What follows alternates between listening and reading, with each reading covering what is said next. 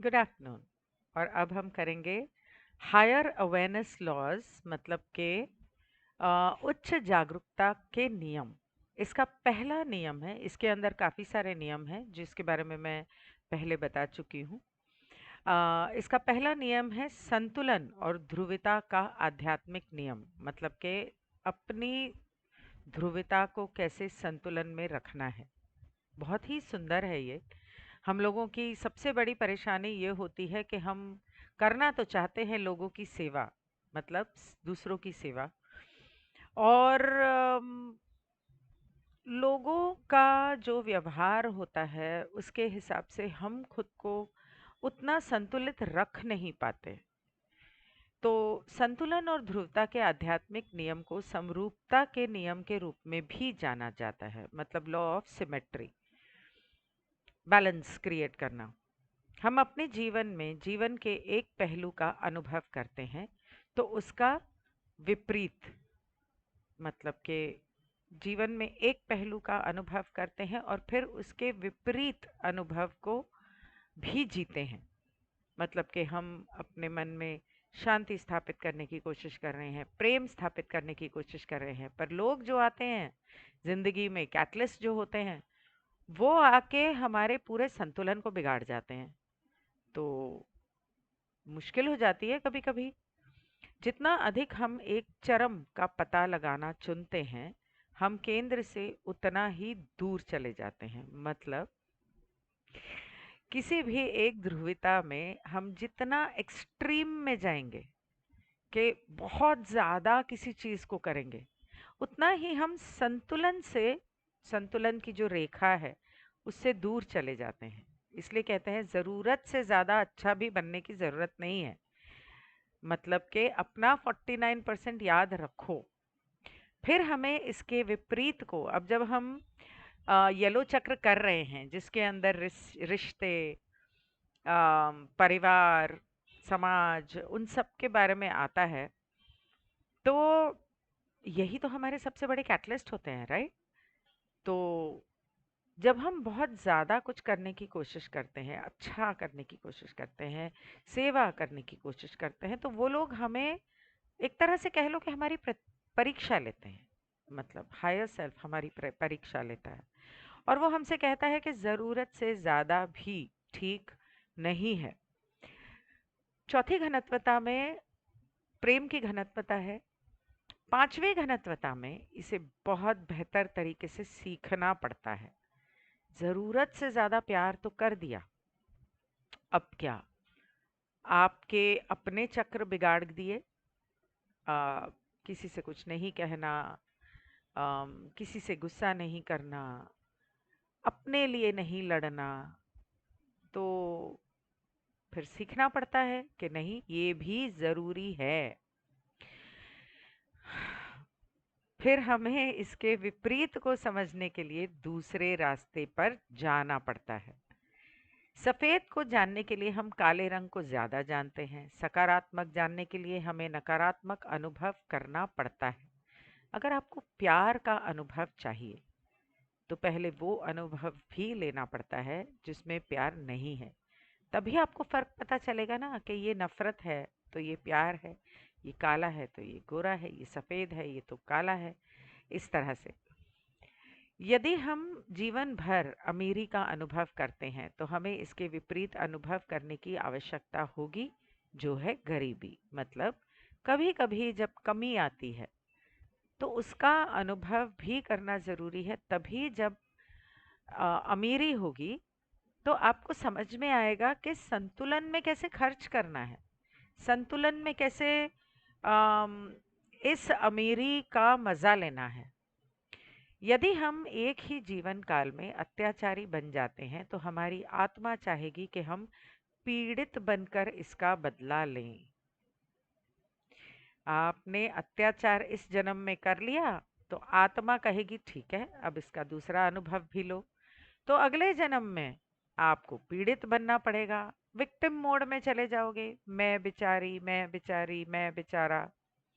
हम सभी के भीतर कुछ अनसुलझे पहलू हैं और हमारा उद्देश्य ध्रुवों को एकीकृत करना है ताकि हम संतुलन में रह सकें।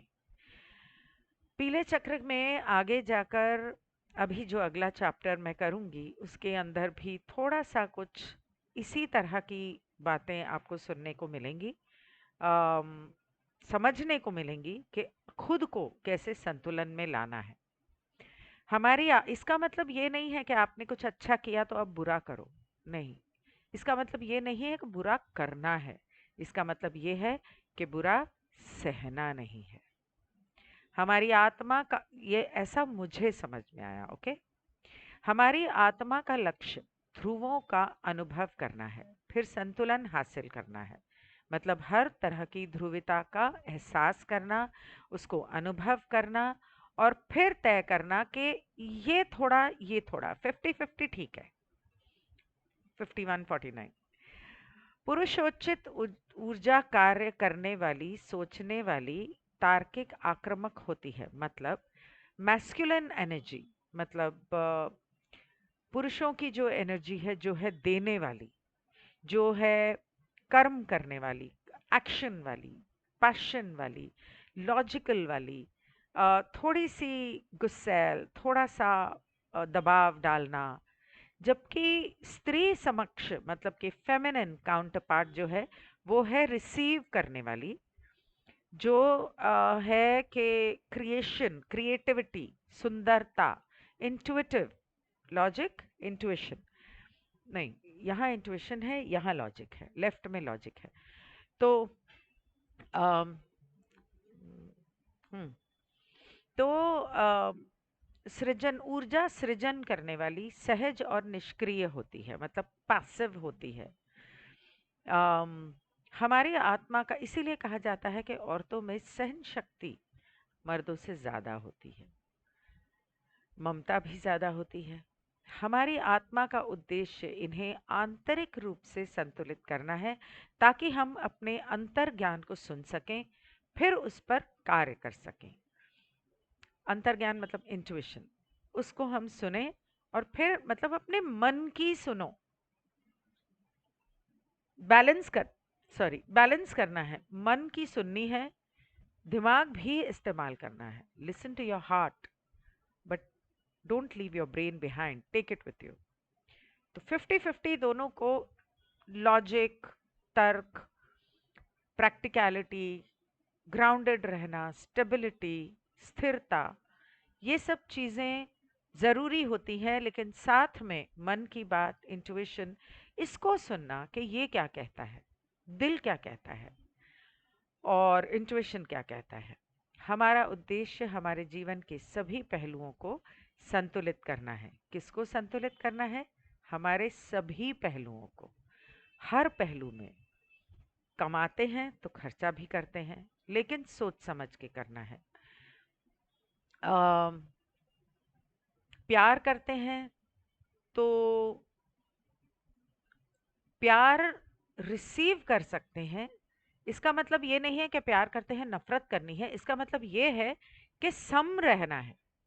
प्यार करना है, लेकिन प्यार मिले ना मिले, उसको अपने ऊपर, उस भावना को हावी होने नहीं देना। खुद से प्यार करना है तो मन में हीन भावना नहीं आनी चाहिए कि मैं किसी लायक नहीं हूँ। दूसरों से प्यार करना है तो खुद से भी करना है। इनफैक्ट दूसरों से करने से पहले खुद से करना है।